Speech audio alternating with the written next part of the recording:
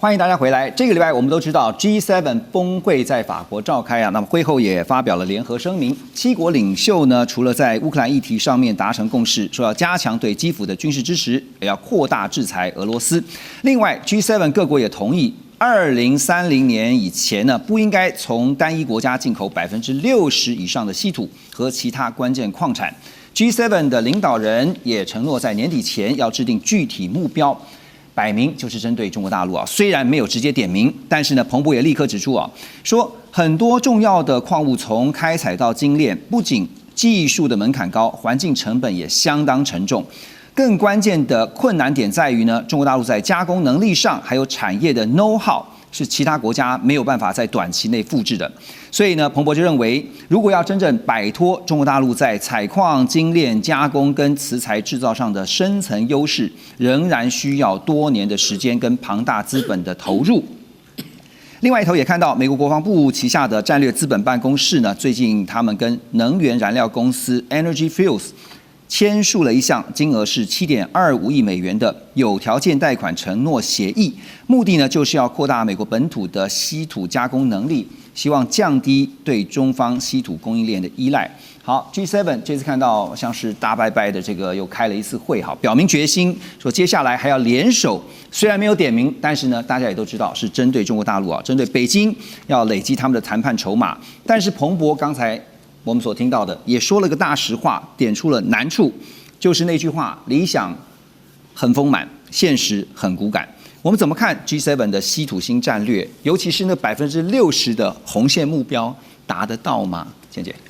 它這個60%，當然你要看是什麼稀土啊，就是重稀土是應該不可能達到，但是有一些目前譬如說在馬來西亞啦或其他地方也可以提煉的，它或許有可能達到近似，但是我覺得還是非常困難的啦，因為現在中國大陸呢在開採部分是全球70%，我們都知道，可是在分離加工是90%，在永磁的原料部分呢，也是90%。是，所以你可以看到，全世界從美國開始想要繞過這一條鏈啊，其實都碰到了很大的困難。美國最初做的就是，我想那個吳老師一定很熟，在 Mountain Pass 這個地方，這個已經廢棄的礦場呢，那美國現在由國防部啊，也帶領了各種各樣的公司一起去入股以後呢，要在南部去建立它的永磁工廠。那現在它正在積極的處理，那是國家介入。那麼另外呢，它也在外國，主要是在澳洲有一小部分在其他的國家用澳洲的礦產在別的地方建立分離廠，譬如說到馬來西亞建分離廠。那現在呢，可能我最近看到它的那個 Energy Fuel 那個公司要去收購澳洲的那個戰略礦產公司啊 ASM， 然後他們是要到韓國去建廠。所以你可以看到，他們想要去挪開這個稀土供應鏈的做法，多半在美國這個龐大的國家呢，它在國內試圖的是在國內建立一個至少在後端做那個永磁的能量。那它前端只要能夠找到一定程度的供給的話，它後端那個現在中國大陸佔90%的永磁的部分呢，它可以增加一部分它的戰略安全。是。可是其他的國家，你還是得要向一個国家買啊。你要到哪一個国家去買呢？目前就算是澳洲跟馬來西亞的合作，或者是将來美国收購了澳洲去跟韓国的合作裡面，都還沒有我們現在講的是那種比較重的稀土啊，重稀土的部分目前還沒有看到。那麼其他的部分呢，可以在3年5年之內可以有一定的供應。所以这個60%應該就是說人類要去登月一樣的一個目標，就是其他的國家希望我們能夠登月。當然有人會說那登月2030就要去了，中國大陸2027就要去了。可是你要記得，人類剛開頭說要去登月的時候，我們還是在講的是嫦娥跟吳剛呢。所以從那個時候到現在，未來的稀土從一個90%永磁材料，90%以上的分離加工，90%以上的重稀土的供應都集中在中國的情況之下呢，要達到其他地方60%，是一個非常大的挪動，事實上也非常困難。是啊，稀土對於中國大陸來講，還是至少短期內是沒有辦法你超越它現在所擁有的這個優勢哈。而且我想補一下，就是說大家都知道稀土它在分離的時候其實是個高污染的產業，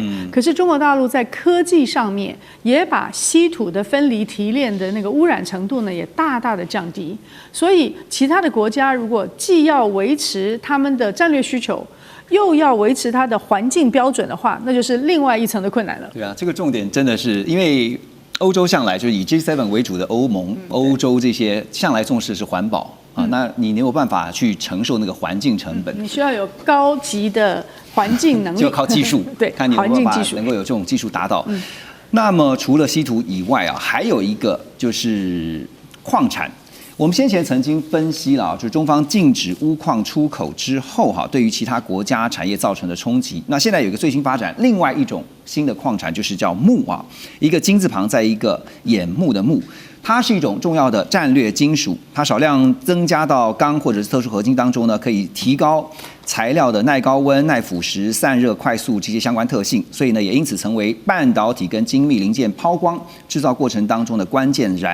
材料，並且呢，廣泛應用在航太、國防、核能、石油化工啊這些相關的高溫高壓產業。而這個時候看到《韓國時報》有報道說，全球最大韓國這個一家唯一的阿爾蒙蒂韓國鎢業公司宣布在江原道的桑東礦區發現了被稱為是黑金的鉬礦，預計這個儲存量呢可以穩定開採超過60年。而目前南韓有超過80%的鎢跟90%的鉬都是高度仰賴中國大陸的供應。台灣這個稀有貴金屬回收冶煉大廠他們的總經理吳永忠也認為說，鎢跟鉬這兩種金屬的特性是完全不同，不可能替代的啦。所以呢，他是持續看好鎢的應用前景。不過我們提到的這個鉬這邊有張圖表特別做出來給大家看它的基本資源，因為它熔點也非常的高，2623度攝氏度。主要剛剛提到了應用在鋼鐵、國防、能源、半導體跟電子產業。為什麼說它是重要的戰略金屬？因為它可以運用在軍事方面、能源方面、科技方面跟基礎建設方面。好，重點還有一個這個全球的鉬產量的分布，中國大陸是第一，而且比智利呢要多出1倍。這個儲量部分的分析目前中國大陸也是排在第一美國第2，第3是秘魯，第4智利，最後是俄羅斯。所以現在說發現巨大礦藏的南韓其實還排不到前5名。我想請教大使的是，南韓這樣的放話，像稀土市場這個好像是預先拋出了一個利多，它背後圖的是什麼？我想穩定軍心吧。對，因為鎢跟鉬好像可以那個魚目混珠一下。因為這個現在三星跟海力士，他們在這個製造晶片，不管是邏輯晶片還是記憶晶片的時候，它製程中要使用的一個重要的光刻膠一個塗膜叫這個6氟化鎢。現在這是很熱門的一個名詞，6氟化鎢沒有6氟化鉬，只有6氟化鎢。鎢還是重要的，鎢還是重要的。所以這個鎢，他們80%是靠日本2家廠供應的。這2家廠，一個叫關東電化工業，一個叫中央燒子這個2個公司，他們提供了這個韓國這2家廠的80%的6氟化鎢的這項產品。那這2家日本公司已經正式告訴他的客戶，7月1號以後永遠停產，因為沒有鎢了。沒有鎢，因為鎢是中國大陸對日本進行稀土禁運的一個重要項目。是，那所以就變成就是說，現在是一個大恐慌。美國也出面跟中國大陸喊話說，你這個還要網開一面啊。對。那美國說，我這樣做的原因是因為從全球產業鏈的供應面廠方面來順暢來出的，也就是說。你這個東西都有整個芯片的供應會出現大的一個波動，那投入一個極大的一個變數，那這個對大家都不利。不過中國大陸是斷然拒絕，中國大陸說，外交部發言人講得很清楚，我們對日本進行這一些關鍵稀土的禁運就是要怎麼樣？要斷絕日本新型軍國主義的再起，以及日本永和的企圖。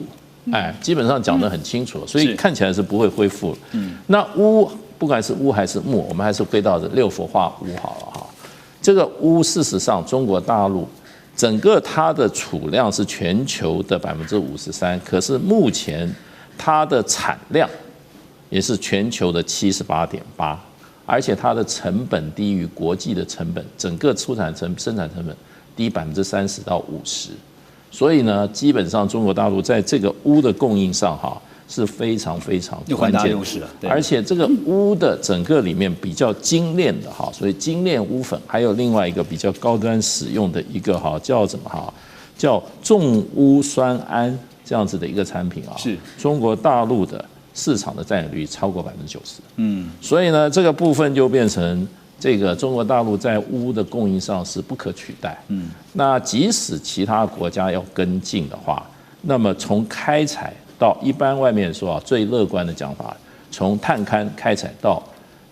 這個精煉生產，最快要3到5年，所以這個目前3到5年之間，國際的這個需求的這個買家是沒有任何其他選擇，對，所以呢，真的是被卡到脖子了。所以日本急了啊！這次在 G7 也看到日本的首相高市早苗，他在會中就表示說，他非常的擔憂。來，我們看到在畫面當中他的說法是說，他非常的憂慮中國對日本所採取的措施，可能會對7大工業國集團跟理念相近的國家的供應鏈造成影響。日本沒有了鎢，非常的緊張。沒關係，我們這裡有鎢，因為我們有鎢老師。鎢老師，我想請教，短期之內，如果中方持續的就是管制鎢的出口，對於日本半導體，因為現在他們非常的積極想要把他們的半導體振興可是如果沒有鎢了以後，後續的這個衝擊評估。這個一定是有衝擊的，那要想就用各種辦法來補救，也一定會有辦法。可是呢，這個都是時間跟程度的問題。那半導體呢，是一個從這個用材料這個角度來，用鎢這個材料來講，是一個成熟的部分，所以它已經用得很成熟。雖然這個鉬跟鎢在這個原子這個化學元素表上面是同一個6B 組嘛，我在想我們高中背那個化學元素表，對，它是同一個組6B 組，所以它的確有相同的化學特性。可是之前人家沒有用鉬，是用鎢，就表示它有很多特性更適合用。那當你用得這麼習慣的時候，你要換成另外一種元素，就算它本來是相近的同一組，那你要花相當長時間。所以你剛剛講說有沒有衝擊，當然有，它花多少時間換到超支或者是彎道超支，再補足這個部分都要很長的時間，所以我蠻贊成剛剛謝老師講的，韓國政府當然先出來喊話一下，因為穩定軍心嘛。可是你在實務上，產業界真的要能夠用一個新的取代產品，讓所有的供應鏈大家都要來配合，來補足半導體這個部分在使用上的短板是很困難的。雖然它要的量並不是非常非常大，要的量是很小的，可是呢，如果就完全沒有，那你要做真正高端的，日本現在是希望能夠做高端的半導體它的北海道那個 Rapidus， 它一開始設定目標就是2奈米所以要做很高端的產品，這仍然會是它的一個很重要的，可能會被卡脖子的弱點就是短期之內至少看不出來有任何的替代性。短期沒有，絕對沒有那麼容易的，絕對短期絕對沒有。我講的短期是1-2年，甚至2、3年之內都不太容易被短期是1-2年都取代的。對对对，你要做一個那個新的產品，你要花多少錢去測試，讓它能夠達到我們剛才在講到良率、穩定和大量生產，這個都很不容易的。所以總結一個結論，剛才3位老師都講到了這個南韓這次特別說這個鉬可以取代鎢，但是我們知道是不太可能。您剛才提到也是時間的問題，也沒那麼容易但是就是那句話，喊出來穩定軍心就好。馬上回來。中美互動牽動全球，美中競爭，地緣爭霸，外交、軍事、科技、經濟，多元觀點，權威分析，一同掌握2026全球新秩序、新賽局。每週6日，寰宇全世界帶您走進全世界。